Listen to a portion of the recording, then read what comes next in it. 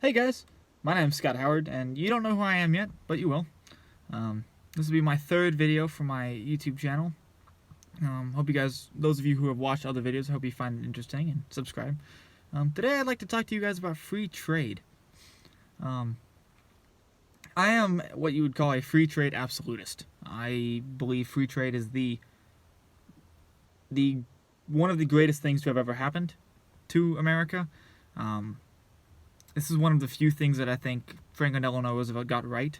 I think in his move to create a more interconnected world after World War II, his moving towards free trade was good, but he didn't move far enough. When I say I'm a free trade absolutist, I mean absolute. Zero tariffs and zero subsidies. I think that the market does best, and the market between nations does best, even if other countries don't lower their tariffs. So, this is probably what I'm most critical of Trump on. His push for tariffs is misguided.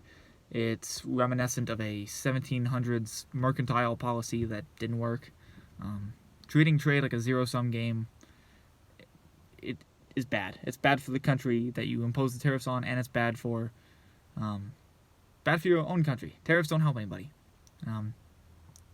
Tariffs drive import prices up, and while that may protect some domestic consumers, that the ripples in the economy often lose more jobs than they create. Prime example of this is the steel tariff. When Bush imposed steel tariffs in 2002, it was to protect 300,000 steel jobs, and it did, at the expense of probably 2-3 million jobs in related industries such as automotive industries. Tariffs are very misguided, and the only reason America still has them is because specific special interest groups tend to hold a lot of power in the White House, and because our current president is wrong on trade policy. He thinks that China is cheating us, and they're not. Tariffs don't bring jobs back. I mean, they're not. You can impose 100% tariffs on every import product into the United States, and it wouldn't bring jobs back. All it's going to do is depress economic growth. Lowering tariffs is good for a variety of reasons, even if it's unilateral. So, the current tariff situation between the U.S. and Canada, specifically on milk, is a prime example. They impose tariffs on dairy imports to protect their domestic dairy industry, which is their own choice, but that means Canadian milk costs more than American milk. We impose a lot of automotive tariffs, which we should repeal, even if we're the only ones doing it.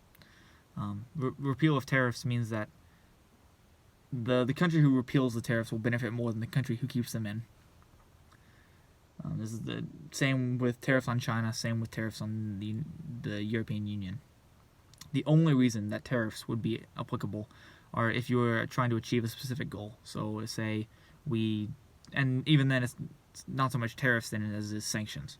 So like if we impose tariffs on China with the stated goal of getting them to end their persecution of Christians, for example, that would be a reasonable use of tariffs. Even then, I'm not necessarily a fan of that, but that would be a justifiable reason. Tariffs for the sake of tariffs don't work.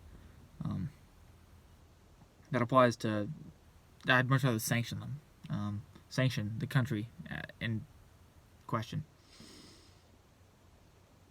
Free trade has shown to grow economic growth, and it's been theorized to grow economic growth since Adam Smith in Wealth of Nations. There's no real reason that that we should not believe that. The last 70 years have shown that free trade creates a much faster growth in economics. In the last 30 years, especially, since the signing of NAFTA. That's my sister. Sorry. Yeah, I think that's about all I have for you guys. I just want to talk about tariffs and free trade today. Figured I'd steer away from a more controversial subject.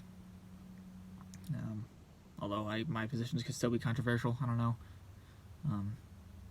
If you have any questions or you have anything you want me to talk about, leave a comment. If you disagree with me, tell me why.